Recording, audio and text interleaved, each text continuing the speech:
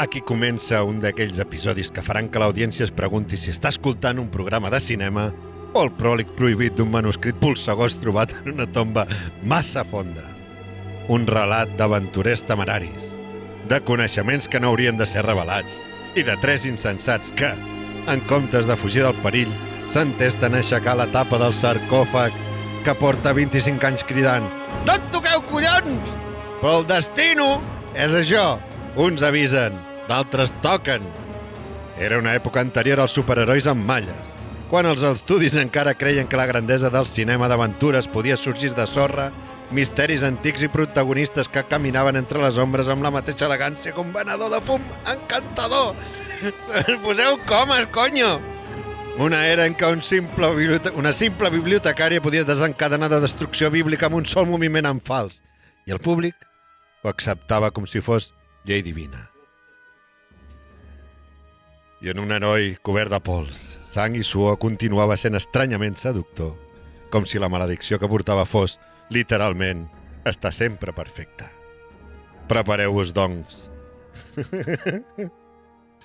Prepareu-vos, doncs, perquè ens endinsarem en un Egipte on les ruïnes estan més ben conservades que Xamalet dins d'aquell vestit de Dion, teixit aparentment amb suau fang i decisions creatives que ni els déus de l'antic Kemet entendrien.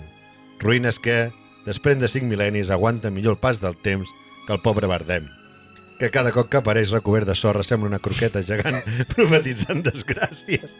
I s'ha d'ahir! Escolteu bé. Si en algun moment sentiu un murmuri en egipci antic mentre avança aquest episodi, no és la banda sonora, és el vostre futur. Advertim-vos que deixeu estar aquell maleït pergamí abans que sigui massa tard. Avui obrim les portes replicants a la mòmia, en un programa que ens recorda que la mòmia no vol ser moderna, vol ser eterna.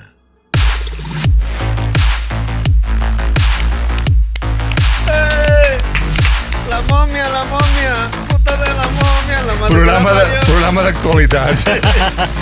Estem de rabiós d'actualitat. Bueno, de fet, sí. De fet, fem aquest programa perquè es va saber, es va dir, es va rumorejar... No.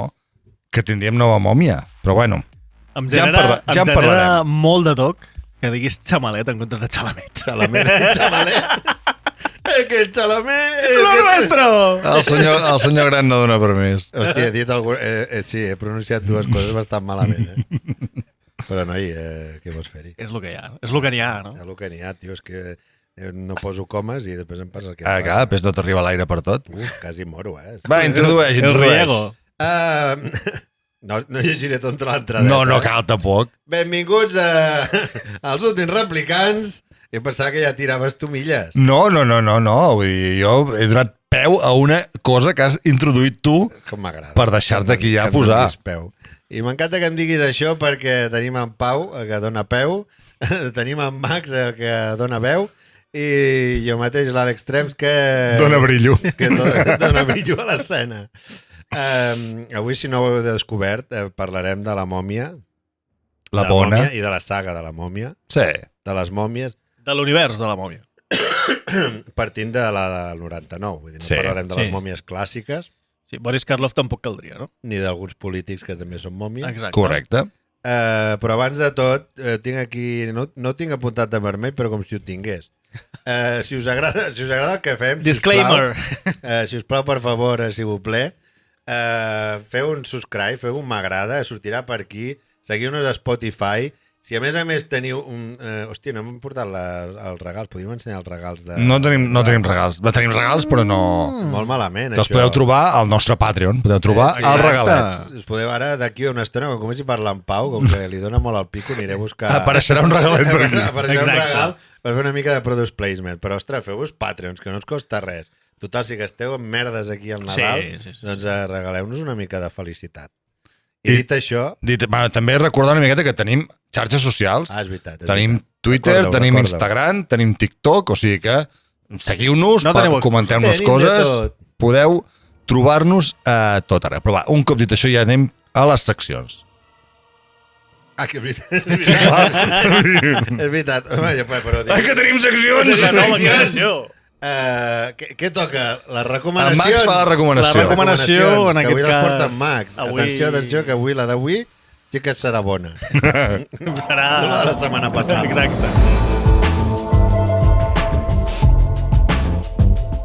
Correcte. Bé, en aquest cas, la cosa també va d'història, el que ens traslladem uns quants milers d'anys, avancem uns quants milers d'anys, i ens col·loquem a un dels esdeveniments que va definir sobretot el panorama geopolític mundial, que són els judicis de Nuremberg. Vale.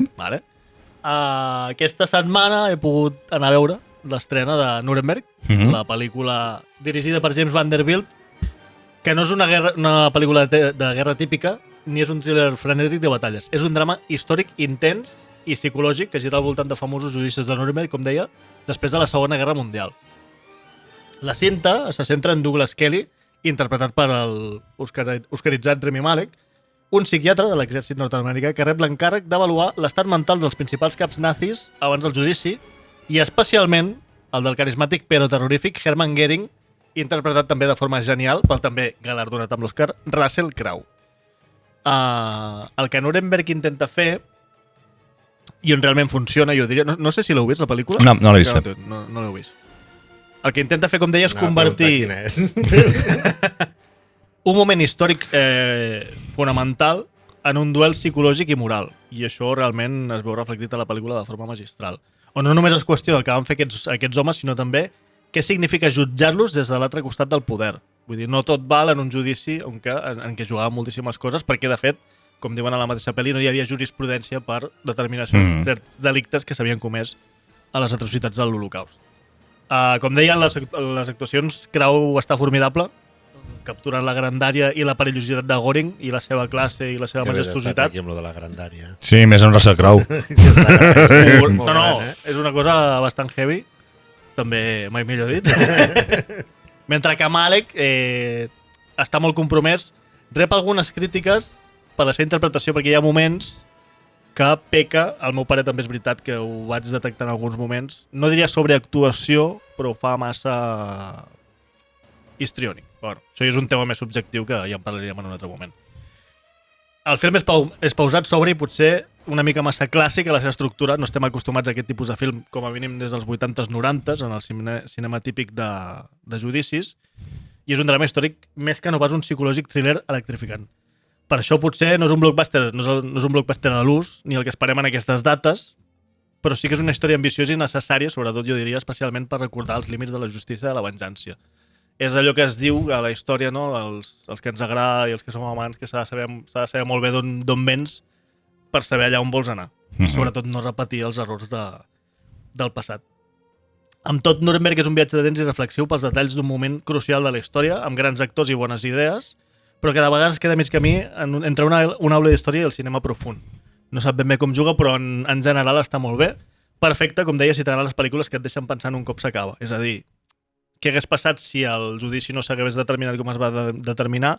No sé si en aquest cas es comptaria com a spoilers, perquè és una història real que va passar fa més de mig segle, però bàsicament aquí es podria dir que fracassa el protagonista més que Russell Crowe, com a Hermann Göring, és Rami Malek, que és el psicòleg. La seva funció, a part de diguéssim, escrutar la ment del nazi per esbrinar els seus punts febles, perquè a nivell de dialèctica, diguéssim, que apallissava la resta, i saber on podien atacar-lo, perquè ell tenia molt clar com defensar-se. A part d'això, el que havia d'impedir és que se suïcidessin. Perquè el judici, a part de condemnar el nazisme, el que volia era exposar, tenia la foto dels líders nazis a la forca, com van tenir, per exemple, Benito Mussolini, que han penjat de cap per avall quan el van capturar. I això, com és sabut, sobretot amb Göring, que era el Sant Cristo Gros, mai millor en aquest cas, no es va poder donar perquè abans de que fos penjat va mastegar la píndola de cianur que el va portar a l'altre barri.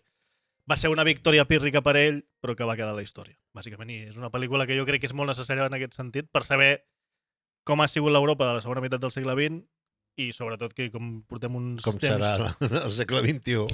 I com que portem un temps de política una mica així de... tornen segons quins moviments una mica de l'extrema dreta que rememoren certes èpoques funestes, està molt bé saber què va passar, com va passar per fer memòria i saber què és el que hem de Molt bé. Aquesta l'hem tingut els... Bueno, de fet, ara que estem gravant encara està en cartellera. Quan surti aquest programa segurament no, però a plataformes arribarà, suposo que relativament aviat. És molt recomanable, sí. Molt bé. Tu me l'apunto. No sé si arribaré a veure al cinema, però... Veiem com està el panorama. No, que n'hi has més a... Apuntem. Per cert... Han aparegut tasses! Vosaltres que teniu càmera pròpia, Han aparegut aquí dos magnífiques tasses. Ensenyeu la tassa dels últims replicants. La tipografia! Atenció! És una tassa que podreu aconseguir si us feu Patreons. Crec que a partir del segon nivell de Patreon ja hi ha tassa. Ja hi ha tassa. No, el tercer nivell de Patreon hi ha tassa. Pues el tercer, com el superguerrer. A partir del tercer nivell de superguerrer tens tassa pròpia. Això al revés, que si no les tasses... El primer teniu el nostre agraïment etern. És que són xules, No, se'n va ben parides. I el cafè és més bo, si el prens aquí. Té el gustet. Però, bueno, passeu-vos pel Patreon. Té gustet de ciència-ficció. Passeu-vos pel Patreon dels replicants, patreon.com/els últims replicants. I gastar-se-lo dinero. Exacte, i allà veureu tots els nivells de subscripció que teniu per ja us en deixaré agafar una per fer product placement. Ara. Bueno, seguim amb Max, no? Seguim amb Max, perquè després de la recomanació arribem al moment Time to Shine. Time to Shine teu, espera, perquè això té música pròpia, i tot. Quan tu... És així, no? És així. Sí, posa-li. I vols que te la posi ja? Per anar-la xerrant amb el teu Dakin? Perquè aquesta no l'he de tema, ja diria.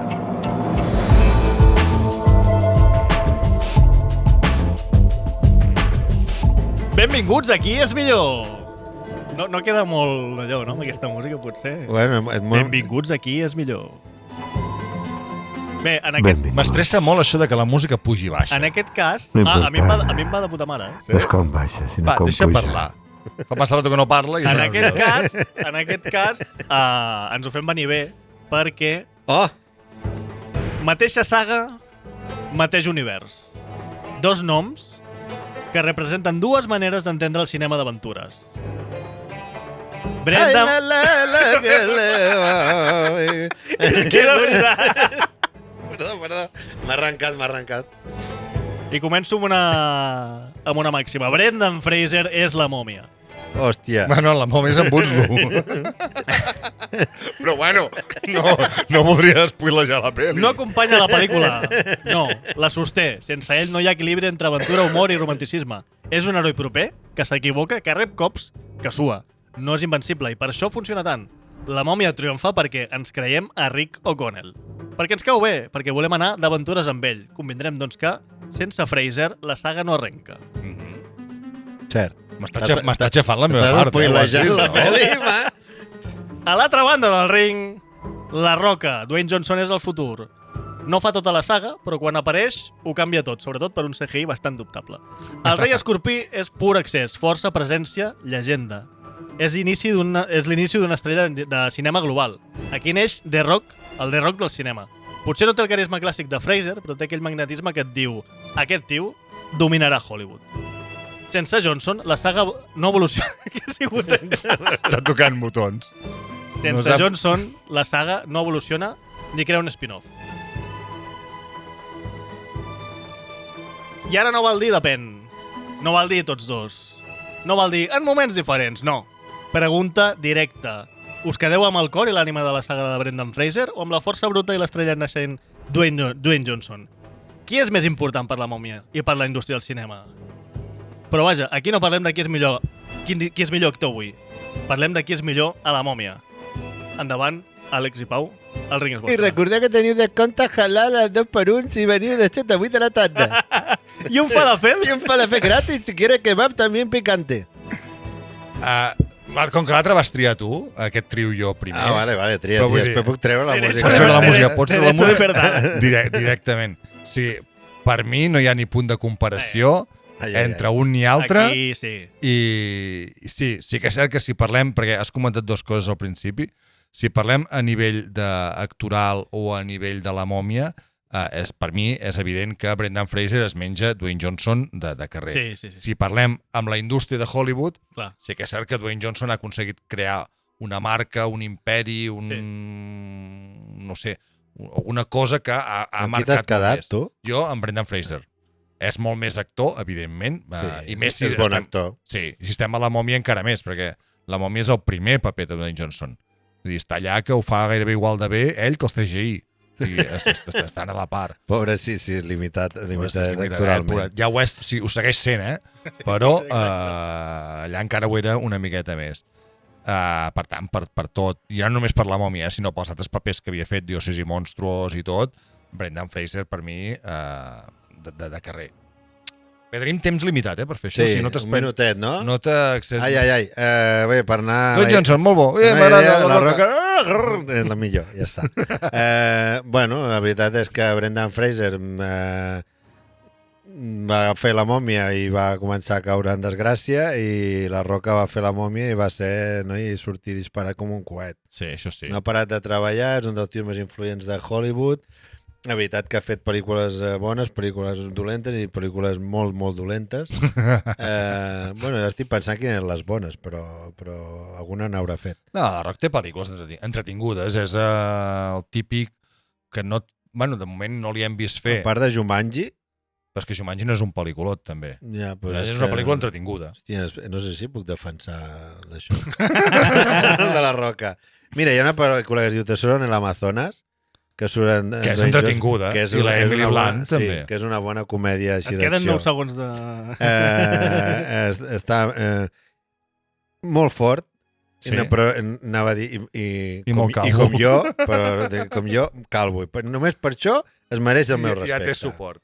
No, i a part, en una entrevista que hi ha hagut aquests dies passats... que fan no pots fer un al·legat, tu. Sí, sempre ho fa. No. Estàs aquí barallant-nos i després fa l'al·legat. No és un al·legat, és... Saps això que fan? Els posen uns davant de l'altre, un actor i una actriu, un actor i un actor, etc. Sí. Van confrontar, precisament, em va sortir la idea, perquè van confrontar Brendan Fraser amb Dwayne Johnson. I Dwayne Johnson li va agrair... Sí, que originalitat cap, vull dir, ho vas veure un altre lloc. Exactament. I vas dir, ai, mira, tate, va bien Dwayne esto. Johnson li agraeix que l'oportunitat que li arriba de Hollywood li dona... O sigui, és Brendan Fraser que durant el round table que han fet ara. Durant el rodatge recomana que el fitxin amb ell perquè... A més ho vas decidir abans d'ahir, això, Bàsicament. Vale. Tenia previst un altre, de fet, que el faré més endavant. De dos actors, que sempre és el que dèiem abans, no? I hem dit moltes vegades, aquest no, l'altre... Sí, no ens spoilegis. Vindrà més endavant. Però... Jo per acabar-ho potser diria que de Brendan Fraser és un actor de que esperaries veure més coses, i de La Roca esperaries haver-ne vist algunes menys. Això com a resum. Totalment. I això que tu defensaves La Roca, La Roca, Totalment. La Gain on Pain, aquella, també, d'en Bruckheimer. Aquella és molt bona. Aquella és un pel·lículot, també. Sí. Bueno, és una xorrada. Mark Wahlberg per allà al mig. A mi la meva favorita és Gridiron Gang, però perquè és de futbol americà i aquí, pues, d'allò. No l'he vist pas. Aquesta és la que té la nena petita, que ella juga de futbol americà i li enxufen la seva filla petita en Dwayne Johnson? No és aquesta. No és aquesta. Vale. És que això és una cutre, és molt cutre aquesta pel·li. És el típic argument de que són xavals d'aquests que ens porten malament i són expulsats, etc. I ell, com a professor de gimnàsia, té la missió de... I això és en Dwayne Johnson? De reconduir-lo, sí. Hi ha una pel·li que m'agradaria veure, que és un remake de Los gemelos golpean dos veces, amb Dwayne Johnson i en Kevin Hart. A veure, a mi em molaria més veure-la amb Danny DeVito i Schwarzenegger una altra vegada. Let the chopper! Tindria el seu punt, això. Però amb en Kevin Hart, que... Poques coses suporto menys al cine que Kevin Hart. Jo dic,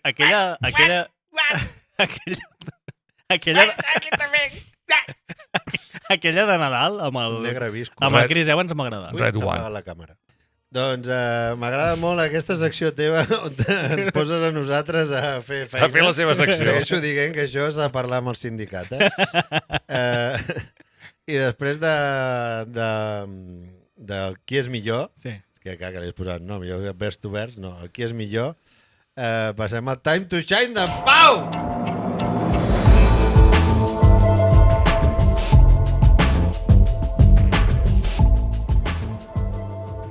Ha llegat a les merdes de Hollywood. Merdes de Hollywood. A veure si avui, després de 3 intents, entra bé la música quan toca. Jo, com sempre, molt atent, Molt atent a el que tu em puguis dir. T'ha dit una paraula, però jo tampoc me'n recordo. Tindria el seu moment, Hòstia, sí, has dit una paraula. T'ha dit una senyal. Sí, quan m'ha dit, fa Quan digui moltes això, hores. que entri la música. Quan digui la paraula tal, no me'n recordo. Jo tampoc. Però jo Ja ho segueixo, interpretaràs. Segueixo. Recorda que Per la entra típica tard, Perquè avui no vinc a explicar una merda de Hollywood ni fer un desastre com va ser el del Màgic 2, no la primera part, la segona. Va agradar, és el millor acudit que Aquest has fet és mai en un boníssim. programa.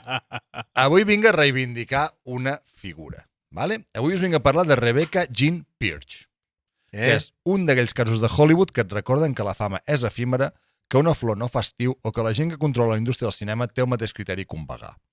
Però qui és Rebecca Jean Pierce? Us estareu preguntant segurament.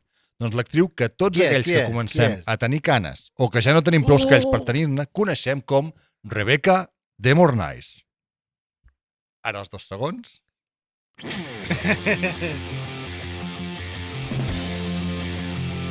Rebecca de Mornay. Oh, Rebecca de Mornay. Què se n'ha fet de la Rebecca de Mornay? Ara ho explicarem aquí. Per això hi ha aquest merdes de Hollywood d'avui.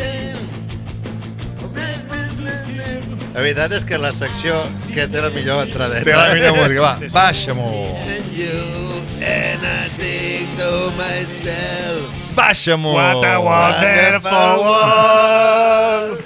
Doncs perquè De Mornay realment ho tenia tot. In the morning. Presència, talent i aquella mirada que et feia pensar que com a mínim un parell de personatges masculins no sortirien vius de la pel·lícula. Era la combinació perfecta entre sexualitat, elegància i perill. I s'ha de dir que durant un temps va funcionar molt bé. Nascuda l'any 1956 a Santa Rosa, Califòrnia, Rebecca debuta al cinema l'any 1982 en un petit paper a One from Heart, que aquí, amb aquelles coses de la traducció, es va dir com a Corazonada, de Francis Ford Coppola. Però realment la fama li arriba a l'any següent, quan va compartir cartell amb un encara poc conegut Tom Cruise a Risky Business, on el seu paper de senyora que fuma i et parla de tu va fer trempar a més d'un prepúber de l'època. Després van encadenar un parell de bones pel·lícules que li arriba a l'èxit definitiu amb La mano que mece la cuna, l'inquietat thriller psicològic dirigit per Curtis Hanson, que va ser el seu gran triomf i al mateix temps, per mi, la seva gran maledicció. Perquè res agrada més a Hollywood que encasellar la gent, i ben aviat es va decidir que el paper de dolenta i seductora en thrillers pseudoeròtics li encaixava com anell al dit. Com es deia d'això, la protagonista? No me'n recordo, però... La filla d'això, és igual. Doncs al principi la cosa Fonda, la Fonda. Jane Fonda, no. No, la Jane és la mare. La mare, doncs no. No sé què Fonda. Bridget Fonda. Bridget Fonda. Ara ja ho hem acabat trobant. Doncs això, que al principi la cosa no anava tan malament. A més, va fer de Milady, a l'adaptació de Disney del clàssic d'Alejandro Dumas, o un thriller prou interessant amb Antonio Banderas. Però ben aviat els productors no van saber més enllà d'aquesta mirada inquietant i bellesa amenaçadora i van començar a descartar-la per altres papers on hauria pogut explotar tot el seu potencial interpretatiu. I així, de forma lenta però inevitable, la carrera de De Mornay va començar a derivar cap a aquelles pel·lícules que trobaves a l'última estanteria del videoclub i que els seus títols sempre inclouen paraules com venjança, obsessió o mortal. I ella es va quedar, fent papers petits en produccions petites d'aquelles que omplien la grella dels dissabtes a la tarda a Telecinco i que servien per fer la mitjada després d'un bon àpat. I és que sabem que Hollywood té la sensibilitat d'un cantant de reggaeton i un dia et promet paper d'Oscar i l'altre només et posa en pel·lícules direct to video. Tot i això, als seus 66 anys, Rebecca de Mornay continua tenint aquell magnetisme hipnòtic que ens va captivar a molts en els seus inicis. Una actriu que podia haver regnat, però que Hollywood va decidir oblidar. Oh! Que bonic. Molt bé. Aquí toca reivindicar, crec que és el paper. Bueno, és una actriu que, estarem d'acord, tenia totes les coses per triomfar, va estar a punt de fer-ho, però va quedar encasellada amb uns papers que no podia explotar tot el seu potencial. Però qui deies que surt? Bridget Fonda? Bridget Fonda. No surt. Mujer blanca... No, allò és Mujer Blanca soltera busca. T'he liat com la pata. És que anava dient... Clar, jo deia, si és que surt la Jennifer Jason Leigh allà, no? En quin moment, saps? Bueno, és igual. És allò que fan les dues pel·lícules semblants per vendre. La mano que mece la cuna, que n'han fet un remake ara, amb no me'n recordo qui i no sé quina plataforma, perquè es veu que és bastant dolenta. Segur. No... Amb la que no està tarada de les bessones Oslen. Olsen. Sí, la que no està tarada. Bueno, la que és la bruja escarlata. La que no és l'altra. L'Elisabet. L'Elisabet Olsen. L'altra està tarada? Les altres dues estan taradíssimes. Són tres? Sí, home, són les dues bessones. Sí. Però són dos o són tres? Les gemeles Olsen i l'Elisabet. L'Elisabet no és una bessona. No, és la germana gran de les bessones. Perquè les altres són més poca cosa, no? Bueno, amb la pell que s'han estirat i coca que s'han quedat a dintre, no, la pell, vulguis o no, no dona per tant. Però no, ella és la germana gran de...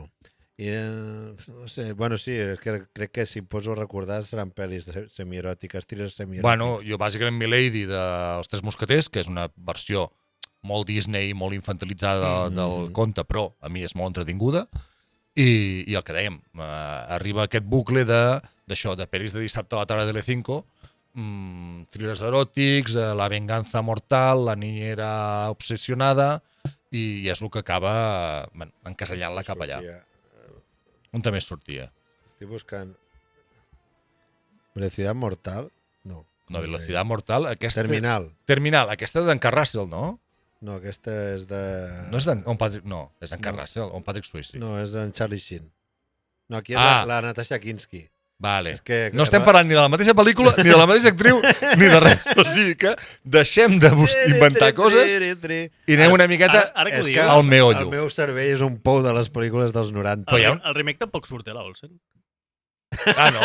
I qui és la prota? Mary Elizabeth Winstead. Aquesta també. Ja t'he dit que aquesta no sortia. Avi. Hòstia, és la Winstead, la del remake? Sí. La dona de l'Ethan Hawke, Ethan Hawke no, l'altra. Per què el contractes?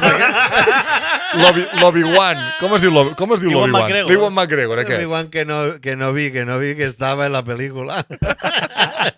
Hòstia. Ara enteneu per què tenim un podcast de cine. Es nota que tot el que diu que està ben d'això, perquè ho està llegint. Està guionitzant. L'altre... Està llegint la resta, viva la Pepa. Després que si l'Àlex s'equivoca, que si... Hòstia, estava convençut que era l'Olsen, eh? Sí. Bueno, jo et segueixo. Jo, com que tinc menys criteri que tu... El bo és que em segueixen el rotllo quan... Totalment. Sí. Bridget Fonda. El Bardem surt a Gran Turismo, sí. Bueno, això vaig defensar-ho jo fins a últimes conseqüències. Fins que vam dir David Harbour i va dir... Però si us hi fixeu, ara sempre poso un Bardem a les entradetes perquè és com que és una part... És marca personal. És una part del programa. Si algun dia... És la blueprint, no? Javier, si algun dia... If you want to come someday to the show, you are... Welcome. Be my guest. Be my guest. Be my guest. Be my guest. Bueno, i per optimitzar el temps, perquè se'ns acabaran les targetes... Anem al tema. Anem al tema que ens toca. Anem al tema, que bàsicament és... A tocar la vena. La mòmia. I fins aquí el programa d'avui. Jo crec que m'aixeco, me'n vaig i us deixo... Que el tema no et deixi sec. El vostre rotllo tranquil·lament.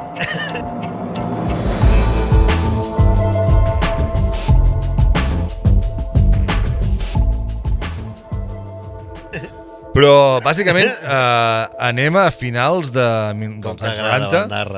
Hombre... És que no em deixen entrar. Sí, entradeta, va, llegeix. No llegeixo, és que no... Has fet un guió molt, que no serveix per res. Molt llarg. Bueno, està allà posat per una miqueta per emplenar i que no sembli que venim aquí sense preparar-nos les coses. És un desert de lletres. L'altra cosa és que els seguim. 1999.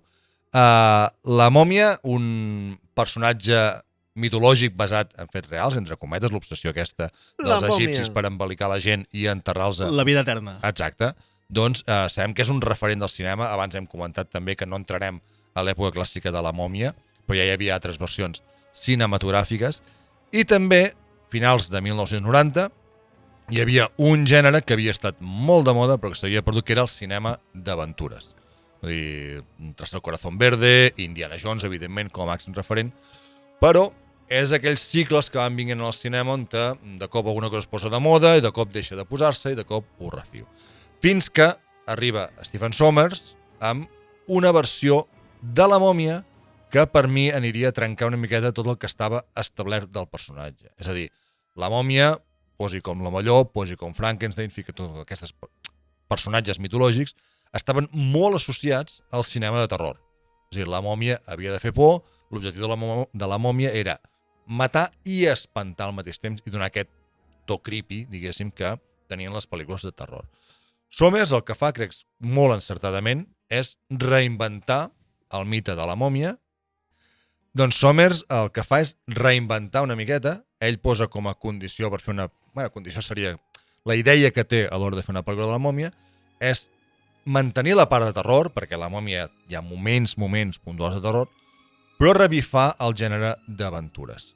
I no sé què en penseu vosaltres, però crec que per mi és un gran encert perquè realment era un gènere que havia triomfat moltíssim, havia mort, entre cometes, amb Indiana Jones, i no teníem aquest típic actor o aquest típic personatge de cinema d'aventures que Brendan Fraser amb el seu Rick O'Connell ens dona. Jo haig de reconèixer que la vaig gaudir moltíssim al cinema. Té aventura, té humor, té terror en alguns moments, té, això ja en parlarem una miqueta, uns bons efectes especials, estem gairebé arribant a l'any 2000, hi ha coses que ja potser les mires a veure avui en dia, clar, i ja no aguanten, però en el seu moment, jo recordo la muralla aquella de sorra, amb la cara sortint, hòstia, estava molt bé. Impactava molt, També és una pel·li que va fer servir molts efectes pràctics, o sigui, molts dels paios que eren mòmies, en realitat, si ho mires atentament, i a més amb la qualitat d'avui en dia, veus que són tios amb unes malles posades i 4 coses per sobre. Però també és una mica l'encant d'aquesta pel·lícula, crec que fa aquesta aventura clàssica entranyable. I crec que un dels factors més importants que va fer triomfar la pel·lícula i ser el referent que ha sigut ara, perquè no oblidem que és una pel·lícula que neix una miqueta per provar a veure com va tot i s'acaba convertint en una pel·lícula, jo crec que en podríem dir de culte o una referència al seu gènere. Jo quan esmentaves a l'Indiana Jones, jo és que penso que és una pel·lícula d'Indiana Jones però amb una mòmia. Aquí entrarem, perquè o sigui, molta gent, o el referent que et ve, o podem entrar-hi ara, si voleu, més absolutament com vulguis. És Indiana Jones. Per mi s'assembla més a La joya del Nilo o Tras el corazón verde. Hòstia, dos pel·lis que volia proposar per portar al programa. No me'n recordo com es diu el personatge de Tras el corazón verde. Però sí que és veritat que té un punt d'ell, en Douglas. Sí, però si tu mires la pel·lícula, a nivell visual, a nivell de com s'encara l'aventura, és que fins i tot hi ha una seqüència que tornen cap a Hamunaptra, o com es digui, que inclús hi ha el plano de la posta de sol amb ells caminant, i és que és una inspiració amb l'Slocombe d'Indiana Jones. Slocombe, si no ho saps, el director de fotografia d'Indiana Jones, de la trilogia original, diguem-ne, i de l'única trilogia. De l'única trilogia. L'única trilogia. I que és una pel·lícula que jo crec que va cosir molt bé fer una pel·lícula d'aventures amb molt de regust clàssic. I intentar fer... De fet, no vull posar-me això amb la fotografia, però és que la majoria de fotografia de la pel·lícula, o molta, està rodada amb llum natural, que cosa que va fer que la pel·lícula que s'allargués a l'època de rodatge, perquè deien, no, només rodarem de tal hora a tal hora, només farem de tal hora a tal hora, perquè tingués aquell punt visual tan i tan genuí, que és que el té, impregnat visualment. Hòstia, és maca de veure, de veure. I a mi em recorda això, de fet la vaig refrescar no fa gaires dies, i sobretot al començament, amb l'epopeia d'això, però un cop arribes a la lluita, no? a la guerra... Al moment d'arribar al començament, que recordem que tens el punt aquest de la mòmia, que t'explica una mica la història, tota la mandanga, però un cop arribes a l'època en què es desenvolupa la pel·lícula, hòstia, dius, sembla una pel·li d'Indiana Jones. No, per mi, el que la fa acabar de triomfar, perquè si no, en certa manera, seria un refregit, és el punt fantàstic. O sigui, és el punt de... I ho enllaça molt bé amb el rotllo egipci. O sigui, amb el rotllo dels egipcis, que tenien les seves històries que es protegien, no? Amb malediccions, amb artificis, amb deïtats, etc. Tot això ho porta molt bé amb el paper de l'Imhotep, que és l'antagonista principal, i l'Anxunamun, que és l'estimada, no? Són com dos... que és l'amor rebel, no? O sigui, a l'inici de la pel·lícula és una rebel·lia, i després hi ha una venjança, no? Que en Boslo es veu que també va insistir molt aquell no volia ser una mòmia que es mogués per la venjança, ja t'estic xafant coses, no? No, va bé. Sinó que volia basar-ho en un desamor. O sigui, ell volia que tota la seva leitmotiv fos el desamor, no, perdó. L'amor... No, a veure, venjança amor prohibit. Venjança com a tal no seria perquè el que atraeix al faraó és ell. Sí, però els apel·len a tots dos. Sí, però vull dir, perquè també hi ha ell es vol venjar, no? Vol tornar a la Terra per recuperar la seva estimada. Llavors, té els seus motius, cadascú té els seus motius, i això està molt ben estructurat a la pel·lícula, i després això tot ho transporta amb l'element aquest de la cara que dèieu. Té una iconicitat... És que ara he pensat que en Boslo, quan va arribar al plató el primer dia, la panxa li caia per sobre del pantaló i li van dir, escolta... el CGI no dona per tant. Li van dir, sí, el CGI no està tan avançado. Li van dir, pren-te un mes de vacances i torna amb 5 quilos menys, perquè el tio es veu que estava refondant. Estava tuixonet, no? I el tio es va estar... Però per mi el que realment la fa destacar és aquelles pel·lis que sense fer res, sense inventar la sopa d'all, perquè no inventa res, no fa res que no existeixi, tot el que fa molt bé. Sí. I perquè, lligant una miqueta amb el que dèieu abans, a l'abandonar el terror simple, és a dir, mòmia, criatura fantàstica, maledicció egípcia que apel·la als arqueòlegs, que fins aquí és l'argument de les 90 de les mòmies que s'havien fet en aquell moment, el que dona és credibilitat i personalitat als personatges. I ho fa molt bé, perquè els reparteix una mica. Tens en Brendan Fraser fent un Han Solo arqueòleg. Podria ser una partida de rol perfectament. Sí. Tens tots els punts posats, tens la part còmica, que és el germà de la... que no me'n recordo com es diu, l'actor, és el que fa de germà de la Rachel Weisz. Tens la Rachel Weisz, també, que jugues amb aquest punt de la noia desvalida... Sí. No, bona, és guapa. Ella és guapa, que està guapa. És allà, aquí i més enllà. Però que també té aquest punt aventurer. Tens el col·lega aquest d'Enrico Connell, que al final s'acaba fent servent de la mòmia, que també té el punt d'humor macarra, el de que li va traient... Que li va traient tot el... I juga... Però després també és capaç de donar-li personalitat a la mòmia.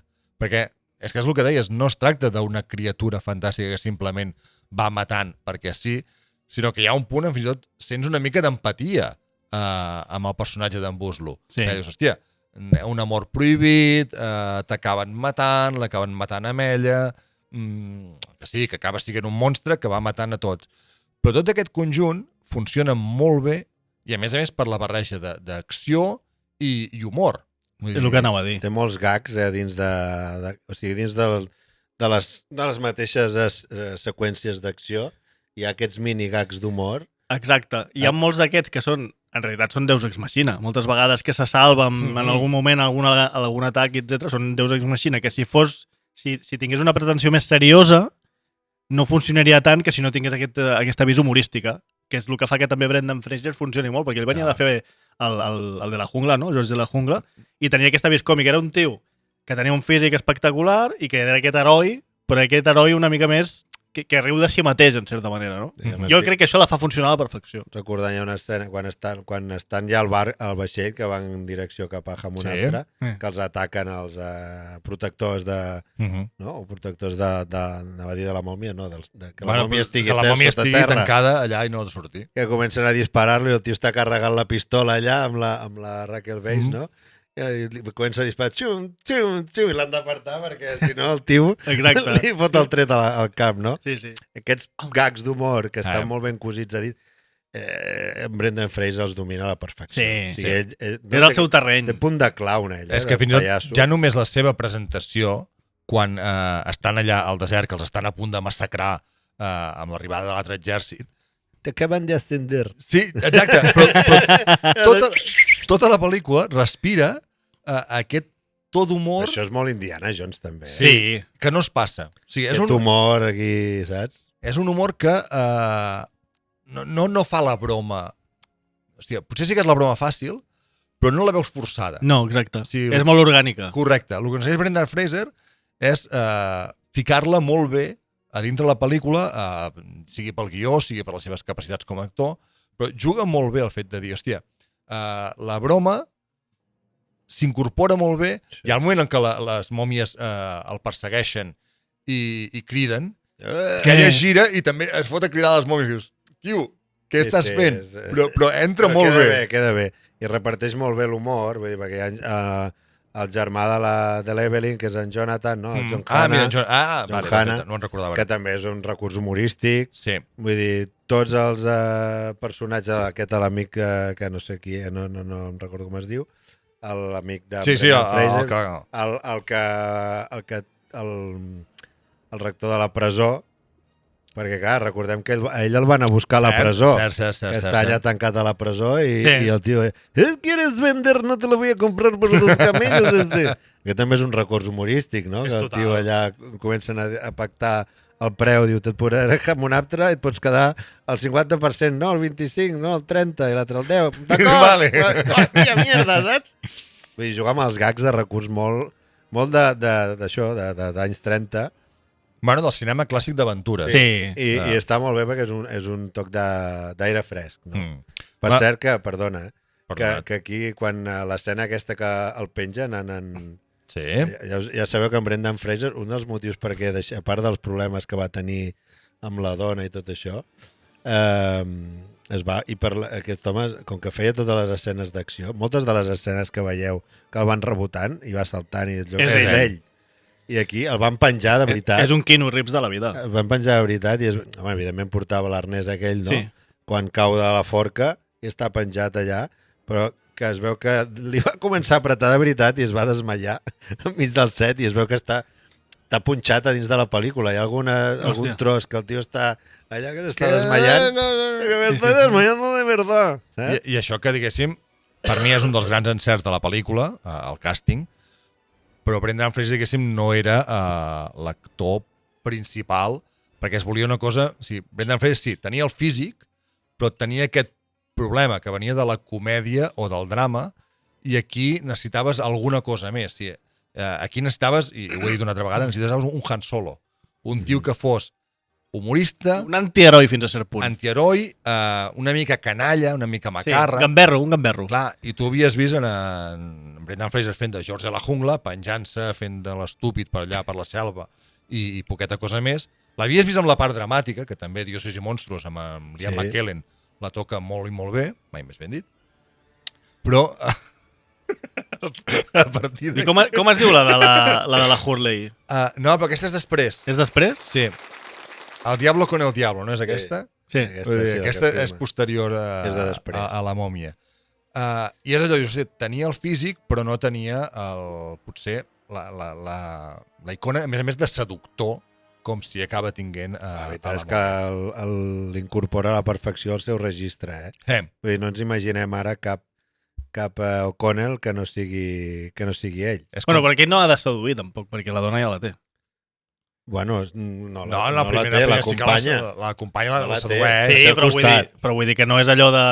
M'explico? No crec que sigui aquest el seu paper, realment. No, però juguen... O sigui, i de nou em repeteixo, Va de desmenjat, de fet, la que està enamorada és ella. Exacte. Sí, juga... És que tornem a l'esquema... En aquest cas, Indiana Jones no, perquè Indiana Jones va molt per lliure, tot i que també té les seves coses, però tornem al tema de la joia del Nilo i Tras el corazón verde. La noia que s'acaba enamorant i ell que no vol, però que també s'acaba enamorant d'ella. És que és aventura 100% clàssica. Recordem que després... Sí que més endavant tindríem també Tomb Raider, el Nicolas Cage que vam parlar, National Treasure també, però era un gènere que estava... De fet, és curiós perquè la mòmia el va ressuscitar, la mòmia el va continuar, però no el va desperdigar com passa a vegades. No va fer que sortissin altres pel·lícules del gènere d'aventures, que és una cosa que sol passar, triomfa una pel·li de terror i es fa molt de terror. I aquí no sé per què no va acabar de passar. Bueno, va passar que no sé quan van gastar en producció, però ho va rebentar a la taquilla. Això ho tenia apuntats, crec que van ser, no sé si 80 milions de producció, alguna cosa així, 400, 500. I va recaptar-ne 400. És que va ser un dels petardassos de l'any. Un any que també... Això també és perquè aquí estic buscant el guió, perquè no... És una pel·lícula que barreja molt bé CGI, vull dir, no es passa, ja m'enteneu, tot i que la 2 sí, però la 1 no es passa, vull dir, incorpora efectes bastant resultons a nivell, sobretot amb la sorra, jugant partícules i tal, però clar, és que la pel·li respira autenticitat, perquè aquí hi ha moltes coses autèntiques, vull dir, hi ha tempestes de sorra filmades. Perquè, de fet, el rodatge és el que té. Va ser tremebundo, el rodatge allà. Els escorpins, les serps, això que estaven rodant pel... Hi ha molta cura en fer un producte original. O sigui, original entenem dins del que és un context, que l'has fet 80 vegades com és la mòmia i Egipte i tot això, però fiques una sèrie d'elements que el fan diferent en un pack. Somers es va obsessionar molt a que traspoés realisme. Clar, no, i és el que deia el Pau, és a dir, és un personatge que eminentment sempre havia de fer por, és a dir, tu veus una mòmia i t'ha de fer por i el converteix en un blockbuster de manual. Estava mirant i són 80 milions de producció i en recapta 415 el mateix any que El Cronòmetre 13, American Pie, American Beauty, Deep Blue Sea, gran pel·lícula també, n'hem de portar. I The Blair Witch Project. Bueno, vam parlar de taurons com vam parlar de taurons. Parlarem només de la pel·li un dia, va. Hòstia, no sé si dona per tant. No sé si too much, no? Jo crec. Aquesta pel·li. I una miqueta el que ja has comentat, l'obsessió de Somers per dir, hòstia, vull fer-ho el més realista possible, el porta a gravar en el desert, que sí, que la llum és molt maca, que la sorra és molt maca, però deshidratacions, tempestes de sorra, ventades cada 2x3, l'exèrcit marroquí ajudant-los a mantenir-ho tot una miqueta. S'enfonsaven els vehicles a la sorra, vull dir, de les tempestes desapareixien les coses. Me fa pensar una miqueta amb Lucas quan va dir vaig a gravar Tatooine al desert i el pobre Anthony Daniels estava allà dintre del vestit de 3PO dient a mi que em faci l'as. Quant de desert? El rodatge de Star Wars, Déu-n'hi-do. No, també dona per un èpic, Quant de desert vols? Sí. De fet, expliquen que el personatge aquest de l'escarbat, que troben l'escarbat i després es transforma i, bueno, de fet surt bastant de manera recurrent, es veu que se'ls hi va acudir perquè en Somers entra al set i es va trobar tot de bitxos corrent pel set i va dir, hòstia, això segur que podria matar algú, saps? I llavors van enseure i van decidir fer l'escarbat aquest que passa per sobre i, bueno... Zing, zing. Vale, i això tot de reminiscències també de les serps d'Indiana Jones. Sí. Tornem a jugar amb els elements clàssics. Vull dir, si enganxa sense venies. No, i el bo que té és que tot i que ja ho has vist, et segueix... Ho compres. Exacte, et segueix agradant i no dius, hòstia, és una còpia barata d'Indiana Jones, sinó com a mínim jo la sensació que recordo haver tingut al veure-la, perquè clar, aquí ja teníem 20 anys, nosaltres, alguns, no d'altres. 13, no? Sí, exacte. Jo sí. Sí. Tu sí, tu en tenies 13, no? A cada cama. Doncs... cotitzats. No ho vaig veure com un plagi o una còpia a Indiana Jones. No, és una inspiració. És una inspiració del cine d'aventures clàssic. I a partir d'aquí, s'obren els ulls d'Universal. En forma de dòlar. I diuen, aquí hi ha molt i molt de caler i es prepara una seqüela. S'ha de dir que la seqüela va tornar tot a l'equip original. Sí, cosa que, bueno... En aquella època així tampoc és que fos molt estrany que no ho fessin. No, ja era l'època, començava l'època de les trilogies. No, però bueno, aquí estava... O sigui, el bo de la mòmia és que era una pel·li individual, una pel·li única, diguéssim. Bueno, però que tenia... Sabien que si triomfava... Podies treure un filó. De fet, d'aquí de seguida es va dir volem la segona ja, crec que és del 2001, si no m'equivoco. 2001, sí, correcte. 2001. 2 anys després. Són 2 anys que... S'hi van posar directament a treballar. Exacte, va ser acabar començar a veure la pasta que estava donant la primera, l'èxit que tenia, i posar-se amb la segona. O sigui, és de les vegades, aquí crec que l'Àlex no estarà d'acord amb mi, en Max ara m'ho dirà, però que per mi la segona part és millor que la primera. Totalment d'acord. Obviant el moment CGI de Hacendado, sí, per mi és una cosa tècnica de la pel·lícula. Deixem que la segona té 7 pieces d'acció millors que la primera. O sigui, jo crec que la primera és més autèntica. Home, l'escena de l'autobús. L'escena de l'autobús és molt bona. Sí, molt bona. Aquí donem més pes a un personatge... Però aquí, per exemple... Perdona. No, perdona. Arriben Somers, però, clar, els posen a rodar la segona pel·li, evidentment, sense temps, i es crea una segona unitat. I jo, per mi, la pel·li en certs moments, en moments de converses, de desenvolupament de la trama, és una mica més feixuga, però les 7 pieces d'acció que les firmen Somers, les dirigeix ell, es mouen millor. És el que anava a dir. Jo no sé si és millor pel·lícula, millor producte, però sí que la vaig gaudir molt més. És més pel·liculera, és més flipada, però de forma que ho compres. Sí, el moment de la jungla amb els pigmeus, tot això, és una fumada descomunal. Que la primera segurament no entra tant dins del pack. I aquí t'ho cola amb el moment de la piràmide, amb l'ombra que els atrapa, no sé què. Hi ha moltes icones d'aquestes, moments icònics, que crec que la fan no millor, però sí que ho disfrutes més. Sí, jo, per mi, sí que és millor, i crec que el que fa és agafar... Sí, Somers el que fa en aquesta pel·li és agafar tot el que li havia funcionat a la primera i ho puja una miqueta més de nivell. Sí. O sigui, puja l'acció, més i millor. Els personatges, o sigui, la química, ja no només entre Weisz i Brendan Fraser, sinó entre tot l'equip en general, la química en, com es diu, John Hannah, com deies abans, o sigui, la química entre ells tres funciona molt bé, els tres ja reconeixen els seus personatges, en aquest cas, a la primera part ja és un vividor, en aquesta encara ho és molt més, o sigui, ells entenen el rol que tenen, el paper que volen fer, cosa que els serveix per anar una miqueta més enllà. Introdueixes la figura del fill, el que t'anava a dir, que és, per mi, mira que els nens a vegades en pantalla són i funciona a la perfecció. És un nen molt repel·lent, però funciona molt bé en pantalla, més la química... És que ho ha de ser repel·lent. Si no fos repel·lent no funcionaria.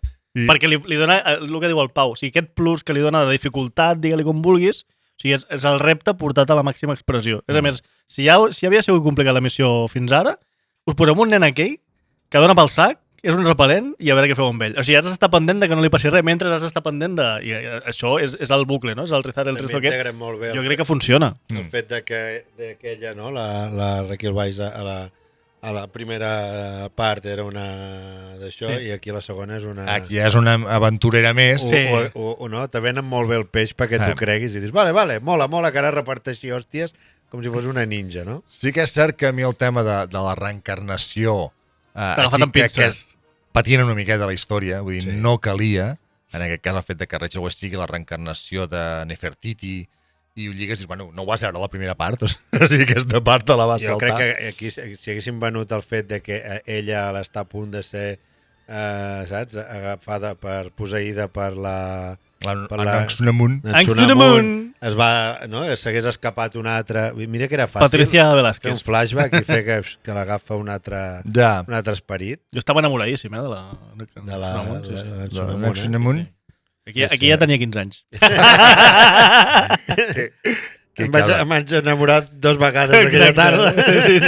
Que, de fet, tenen una magnífica escena de lluita entre les dos, tinguent en compte que Rachel Weisz... Devia ser un doble allò, no? Sí, home, sí, suposo que sí.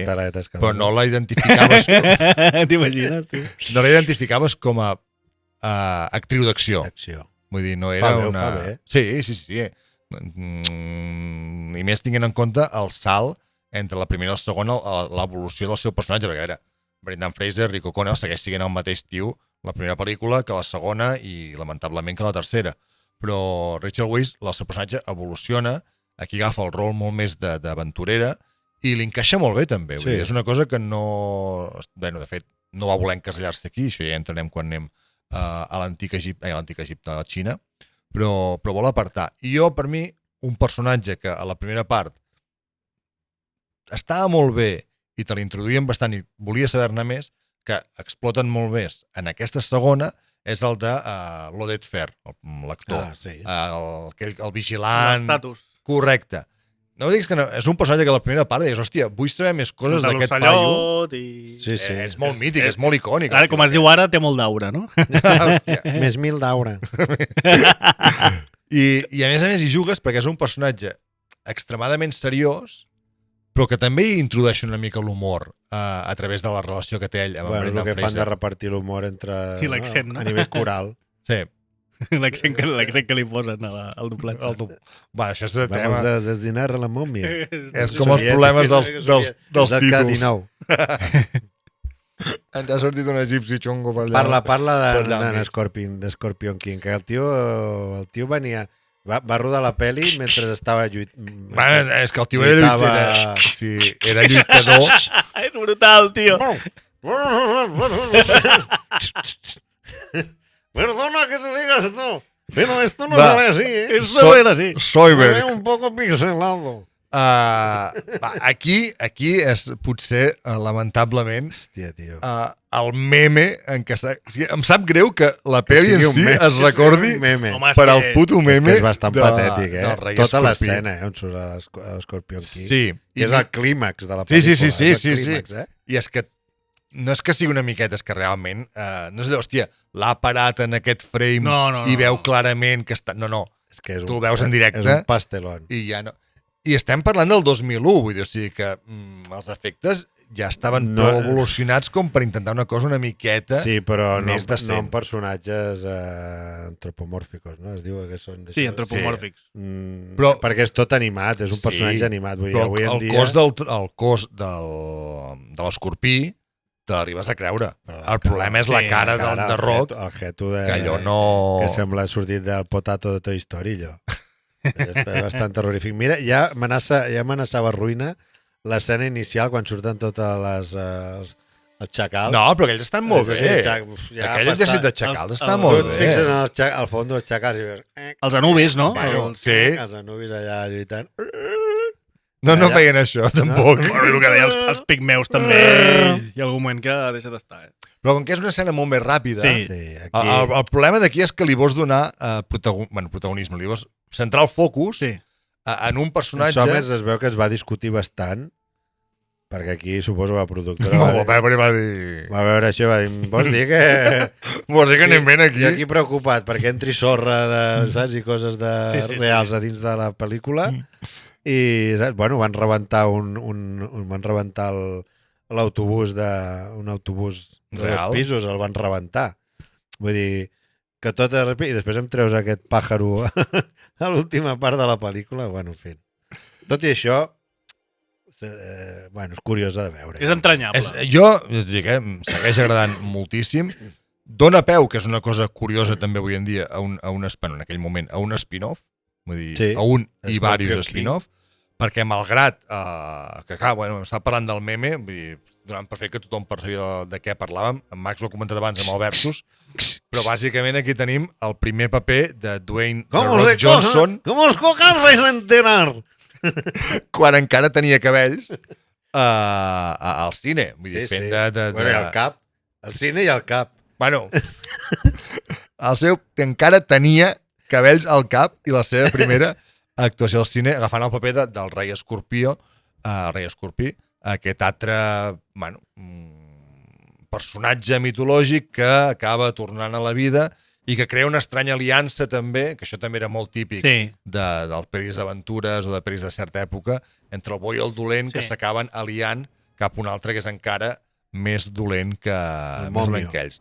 En Momier. Perquè la mòmia no és dolenta.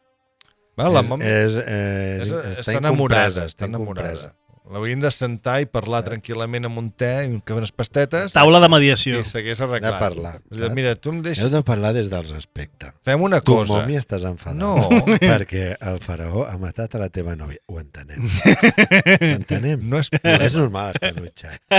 I tu, Scorpion King, també li passa alguna semblant, pobre desgraciat. No, Et piquen les mans i no et pots rascar, oi? Què li passava No en passa res, no passa res. en aquest la Perquè- Lia Parda, A Scorpion King també ho expliquen, no?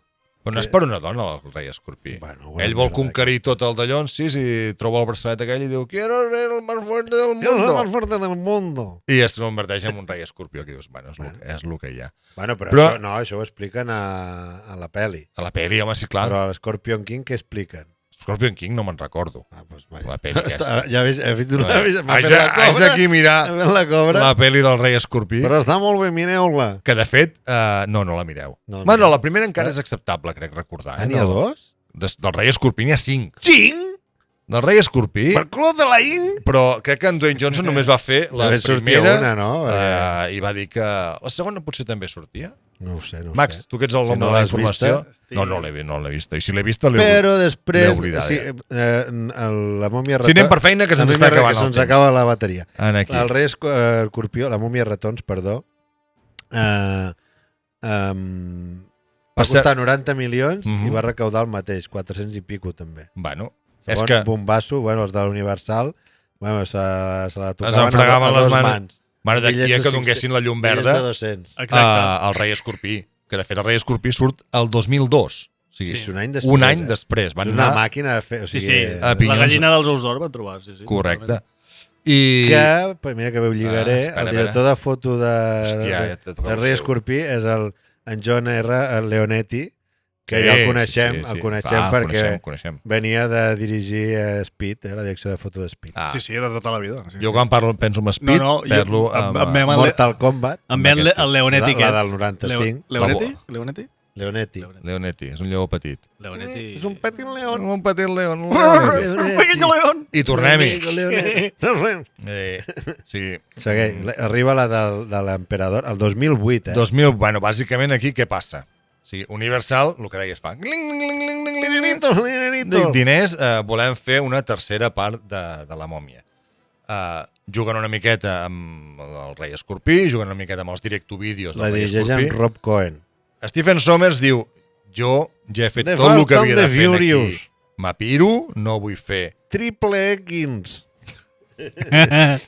Ve dient títols. No, ja està, només en tinc dos. És tot el que recordem que ha fet aquest home. No, pobret. Rachel Weisz també diu, jo crec que aquest personatge ja ha donat tot el que havia de donar. No vull encasellar-me, vull anar a coses més sèries, més dramàtiques. I que tenen 10 anys més, Bueno, però això no és impediment perquè Brendan Fraser torni. Brendan Fraser tenia 35. Tampoc ha sigut impediment perquè Harrison Ford torni a fer d'Indiana Jones. Jo en tenia 22. I jo també. Però bàsicament Rachel Weisz va dir que Tururut viola. Que res, que no s'hi costava. De fet, va arribar a dir que el guió no li agradava. Sí. Ell va dir que... Però el germà, en John Hanna, allà que estava. Home, aquest és xupar de Frasco Carrasco. És un actor de sèrie B. Sí.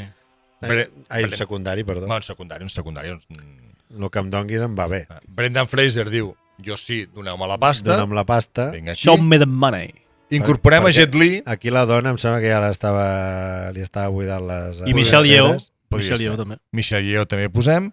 I el que no me'n recordo és qui va ser la substituta de la Rachel Weisz.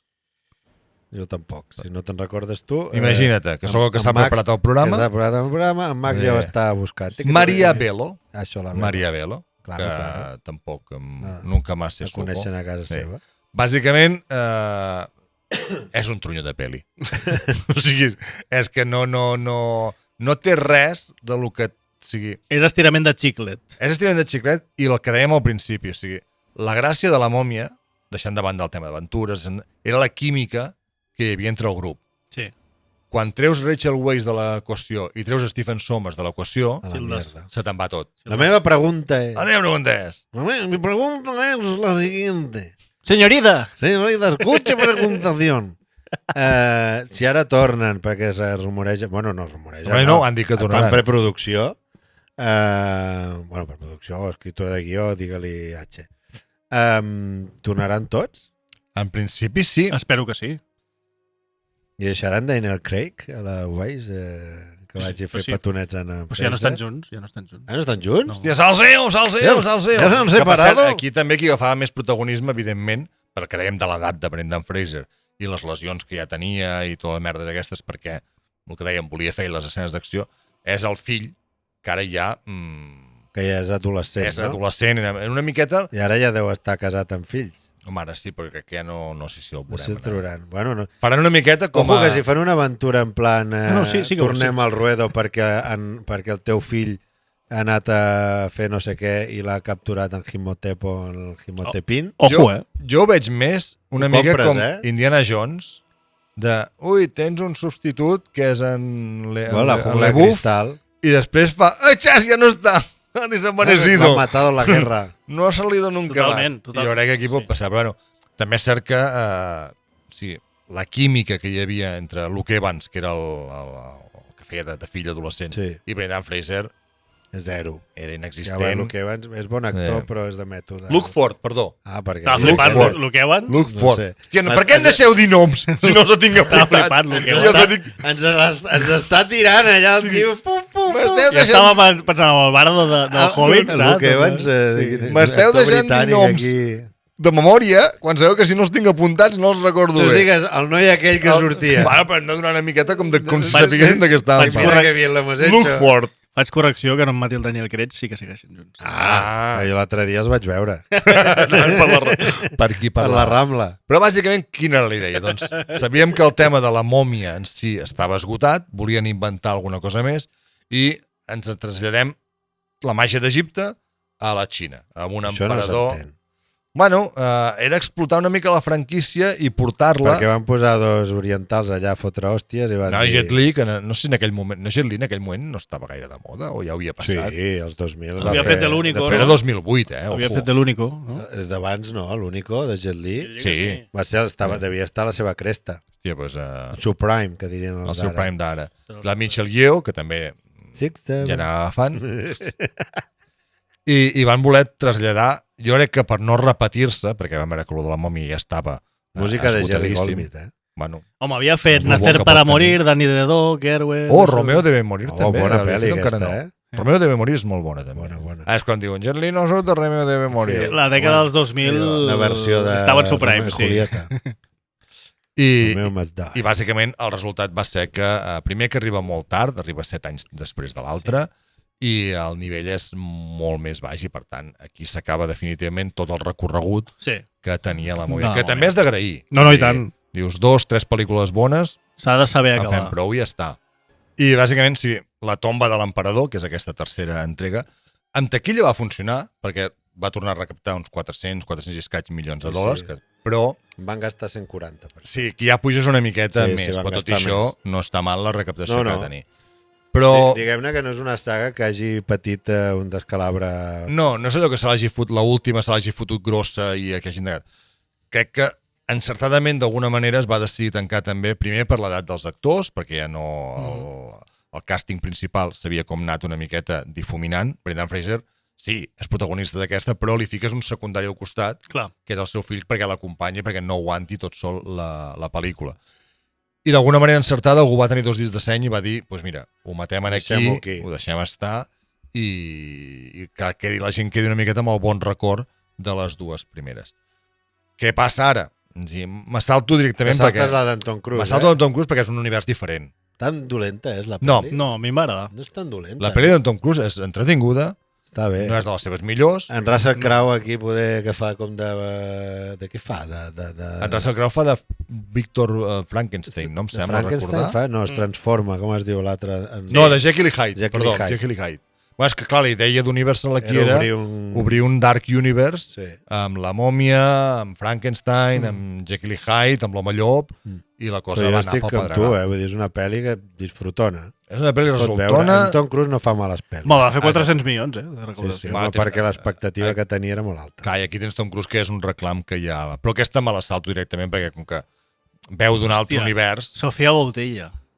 No me'n recordo ni qui és. La de Rebel Moon. Ah, hòstia, aquesta sortia en la de Tom Cruise? És la noia? És la noia, mòmia? Sí. Hòstia, doncs no la... Perquè vegis. No l'hagués ubicat mai. Vull dir, aquesta crec que és llegat mòmia, però no té ni el to de les de Somers. No. O sigui, aquí clar, és més acció i és més terror. Era com un reboot, no? Aquí es rebotejava amb la... Correcte. I no sé vosaltres, a mi, la d'ara... Bueno, la d'ara, clar, ara potser estem parlant d'aquí 2 anys o 1 any i mig, per saber. Però aquesta intenció de fer una quarta, un reboot, no sé com dir-ne, de la saga La Mòmia de Stephen Sommers, amb la majoria del repartiment tornant, a mi diré que em fot por. A veure com ho resolen. A mi no, jo crec que si tornen Sommers i realment fan això han de fer un arc a dins de la pel·lícula que realment tingui sentit. Una cosa com el fill tal, o sigui, han de buscar que el guió porti o justifiqui el fet de que tornin a passar una aventura. El guió pot funcionar, però hi ha una cosa que diu el Poc, estic molt d'acord, que és amb el mateix repartiment. És a dir, i jo vaig a un exemple claríssim, que és Mad Max. O sigui, Mad Max fas un reboot, reidees tot l'univers, però evidentment no comptes amb Mel Gibson.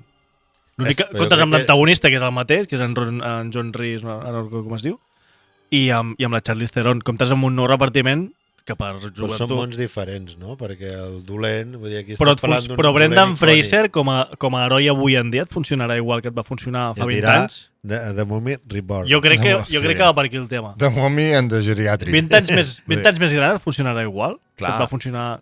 És una mica com Indiana Jones, eh? Va, mira, és que és just l'exemple que anava a posar. La mòmia. Clar, sí. És que clar... Indiana Jones... Sí, Brendan Fraser. A ver, ara m'ho he pillat! Levanta la mano que no sé quién eres. Per què avui li surt tot el rato en Soyberg? És que no ho entenc. Bueno, avui l'altre dia i l'anterior, eh? Però és Indiana Jones. T'ha agradat aquest. El principal problema d'Indiana Jones és que Harrison Ford no està per fer d'Indiana Jones. Exacte. I el poc que fa no t'ho creus. No, realment no. Per tant... La calavera de cristal està bé fins que es posen en plan omni, eh? Sí, no estic parlant de la pel·li. Vale. Estic parlant d'ell. Sí, ell, com a doctor Henry Jones... Sí, està gran per fer aventura. Està gran. Sí. Però I Brendan Fraser també. Però que té 50 tacos en Brendan Fraser, tio. Sí. Que aquí estàs parlant de l'altre que en té 80. Però 57. I tinguent en... Però està bé, Sí, es posava en forma el tio. Això ho haurem de veure. Sí, home, sí. Ja li han posat cabell. Sí, va a Turquia. Va fer The Whale i sortia el tio que es pentinava dos pèls cap a la... Ja ha replantat moqueta, no? Ja ha anat a Turquia, ha passat per allà... I ara ja el tio ja s'està posant en forma. punxant. Veurem a veure què tal... Ozempic i sortirà el tio. Sortirà el tio fibradíssim allà al mig. Però bé, si no queda res per dir de la mòmia, no hi ha res més que volem dir, anirem tancant el programa. Tancament de programa. Tanquim el programa, senyor, que la cosa s'acaba. Que s'acaba la bateria, se'ns acaba les càmeres i el que no se'ns acaba és els nostres subscriptors.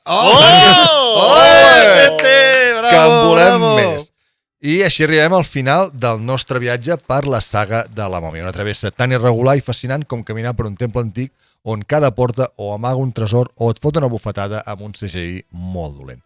És una franquícia que ha vingut èxits inesperats, seqüeles que van inflar la fórmula fins a fer-la explotar, spin-offs que semblaven creats amb un capítol de bricomania, un projecte faraònic, el Dark Universe, que, tot i que no forma part de la trilogia, l'hem inclòs aquí una miqueta en calçador.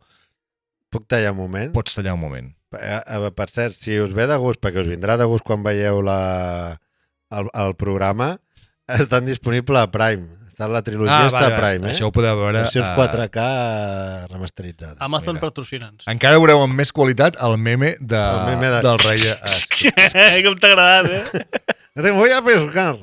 I per acabar, un reboot tan confús que ni Tom Cruise va poder córrer prou ràpid per escapar-se'n. Però al final, quan la pols baixa i el sol de zero ho il·lumina tot amb aquell to daurat, queda una cosa clara. L'era d'en Somers és irrepetible.